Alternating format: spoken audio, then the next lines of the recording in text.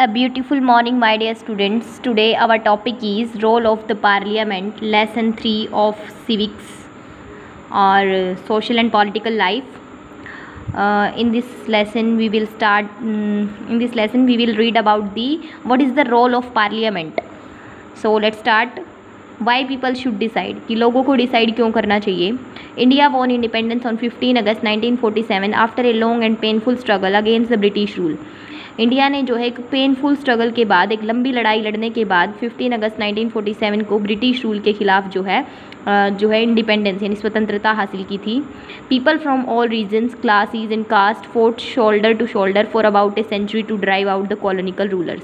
जो औपनिवेशिक शासक थे यानी कॉलोनियल रूलर्स थे, जो मतलब जो बाहर से विदेश से आए थे जो शासक, उनके खिलाफ जो उनको अपनी देश से बाहर निकालने के लिए क्या किया उन्होंने, प्रत्येक रीजन से आए हुए लोग यानी प्रत्येक क्षेत्र से या किसी भी वर्ग से या किसी भी जाति से आए जो लोग थे, उन्होंने कंधे से कंधा मिलाकर ये लड़ाई लड़ी थी.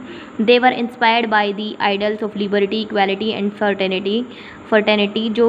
वो किससे इंस्पायर हुए थे? लिबर्टी से.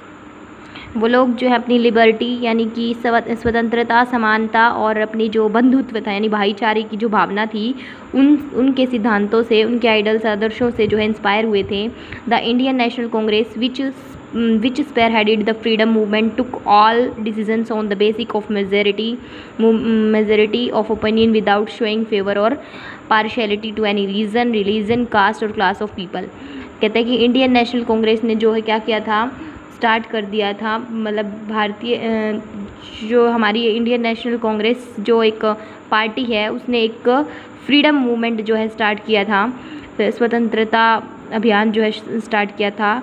उन्होंने सभी डिसीजंस लिए थे किसके बेस पे? मेजॉरिटी ऑफ ओपिनियन के बेस पे, विचारों के बेस पे. जिन विचारों की मेजॉरिटी थी, मतलब जो ज़्यादा मात्रा में विचार थे, उनके लिए उन्होंने क्या किया, उनके हित में डिसीजंस लिए विदाउट शोइंग फेवर और पार्शियलिटी. ना तो किसी का फेवर किया ना पार्शियलिटी की. जिस चीज़ की मेजॉरिटी, जिस विचार की मेजॉरिटी थी, उसके हिसाब से उन्होंने डिसीजन लिए. टू एनी रीज़न, किसी भी रीज़न से रिलेटेड, रिलीजन से रिलेटेड, कास्ट और क्लास ऑफ पीपल से related. After the formation of the Indian National Congress in 1885 the nationalist began to openly criticise the policies of the government and make demands. क्या किया? ये कहता है कि after the formation of Indian National Congress, Indian National Congress की INC की जो स्थापना के बाद, फॉर्मेशन के बाद 1885 में नेशनलिस्ट जितने भी राष्ट्रवादी थे, उन्होंने शुरू कर दी थी ओपनली क्रिटिसाइज़ करना, मतलब कि आलोचना खुलेआम आलोचना शुरू कर दी थी. किसके खिलाफ? पॉलिसीज़ ऑफ द गवर्नमेंट की जितनी भी पॉलिसीज़ थी ना, उनके खिलाफ उन्होंने ओपनली क्रिटिसाइज़ करना शुरू कर दिया था, आलोचना करनी शुरू कर दी थी और अपनी डिमांड रखना शुरू कर दी थी. In its very first session held in December 1885, ये इनका जो है फर्स्ट सेशन कब किया गया था? हेल्ड 1885 दिसंबर में किया गया था. The Congress demanded that there be elected members in the legislature with a right to discuss the budget. इसमें इन्होंने क्या किया, कांग्रेस ने डिमांड की कि देयर बी इलेक्टेड, यहाँ पे क्या होने चाहिए? ऐसे मेंबर्स होने चाहिए, इलेक्टेड मेंबर्स, चुने गए मेंबर्स होने चाहिए विधायिका में, विद ए राइट, अधिकारों के साथ, क्या करने के लिए? डिस्कस करने के लिए बजट के ऊपर. तो इन्होंने एक मांग रखी कि दिसंबर 1885 में फर्स्ट जो सेशन था इनका, उसमें इन्होंने, कांग्रेस ने डिमांड रखी कि इनके इलेक्टेड मेंबर्स होने चाहिए लेजिस्लेचर में, जो कि बजट के ऊपर डिस्कस करेंगे. नेक्स्ट देखिएगा, the Indian councils act of 1861 introduced representative institutions for the first time and associated the Indians with legislative work. Indian council act 1861 में जो है इंट्रोड्यूस किया गया था representative institutions for the first time. भारतीय परिषद अधिनियम ने पहली बार जो क्या किया था, पहली बार प्रतिनिधि संस्थानों की शुरुआत की थी और भारतीयों की, नेक्स्ट देखिए क्या कहता है कि associated the Indians with legislative work, शुरुआत की और भारतीयों को जो है कामों से जोड़ा. जो लेजिस्लेटिव वर्क थे ना, विधायकी के जो काम थे, उनसे जोड़ दिया था इंडियन काउंसिल एक्ट ने 1861 में जो बना था. By the Indian council act 1892, जो 1892 में एक्ट बना था, उसके द्वारा क्या हुआ, चुनाव, the principle of election was considered.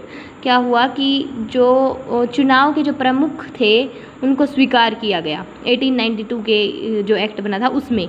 This act led to the foundation of parliamentary government of India in India. इससे क्या हुआ कि इस अधिनियम के कारण भारत में संसदीय सरकार की नींव पड़ी, मतलब पार्लियामेंट्री गवर्नमेंट की नींव पड़ी थी। किस अधिनियम के अकॉर्डिंग? इंडियन काउंसिल एक्ट 1892 के अकॉर्डिंग, इसके अकॉर्डिंग जो है पार्लियामेंट्री की नींव पड़ी थी इंडिया के अंदर। The government of India act 1999, जो गवर्नमेंट का जो एक्ट था, ये government of India act 1909 provided for the enlargement of the central and provincial councils. तो इसने क्या किया कि भारत सरकार का जो ये एक्ट बना था 1909, केंद्रीय और जो प्रांतीय परिषद थे, मतलब केंद्र यानी सेंट्रल, पूरे इंडिया का जो था, ऊपर होता है जो सबसे ऊपर जो केंद्रीय होता है, और प्रांतीय यानी कि जो राज्य होता है।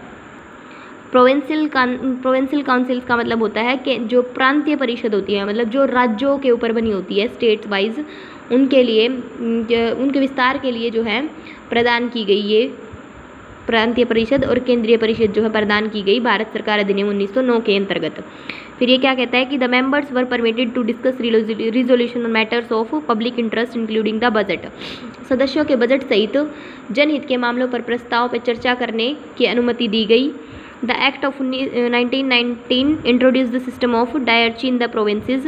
जो 1919 जो एक्ट था, ये 1919 के अधिनियम ने प्रांतों में जो है डायरकी की प्रणाली की शुरुआत की।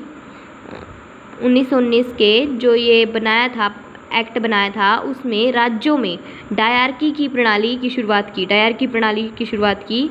ये भी एक सिस्टम था, डायरची सिस्टम। द एक्ट ऑफ 1935 का जो एक्ट था, उसमें क्या हुआ? Introduced A bicameral legislature in the centre. उसमें क्या किया? 1935 का जो अधिनियम केंद्र में द्विसदनीय विधायिका का परिचय देता है। मतलब इसके अंदर जो है द्विसदनीय, मतलब 2 सदनों की पार्लियामेंट बनाया गया। जैसे कि लोकसभा, राज्यसभा 2 बना दिए गए थे ये जो पार्लियामेंट था 1935 के एक्ट के अकॉर्डिंग। ध्यान से सुनिएगा, एक्ट ऑफ 1935 के अकॉर्डिंग जो है bicameral legislature in the centre, मतलब द्विसदनीय बना दिया गया सदन को, पार्लियामेंट को। It was termed as a mini constitution, जिसको क्या कहा गया? मिनी कॉन्स्टिट्यूशन के नाम से जाना गया। Many of whose provinces were included in the constitution of independent India. इसको जो है मिनी कॉन्स्टिट्यूशन बोला गया था, यानी कि एकलिय संविधान बोला गया था, जिसके क्या कहा? मैनी ऑफ हुज प्रोविजंस, जिसके जो है कई प्रावधान, प्रोविज़न मतलब कई जो रूल रेगुलेशंस थे, वर इंक्लूडेड, शामिल थे, इन द कॉन्स्टिट्यूशन, संविधान में, ऑफ इंडिपेंडेंट इंडिया, यानी स्वतंत्र भारत के संविधान में शामिल किए गए थे। इसके कुछ प्रोविंस, ये जो हमारे प्रोविजंस थे, प्रावधान जो थे कुछ, इसके अंदर रखे गए थे मिनी कॉन्स्टिट्यूशन के अंदर। सो नेक्स्ट जो है हम कल रीड करेंगे। आज हमने इतना रीड किया है यहाँ से यहाँ तक का, तो आप भी अच्छे से रीड करिएगा। Thank you so much, have a nice day.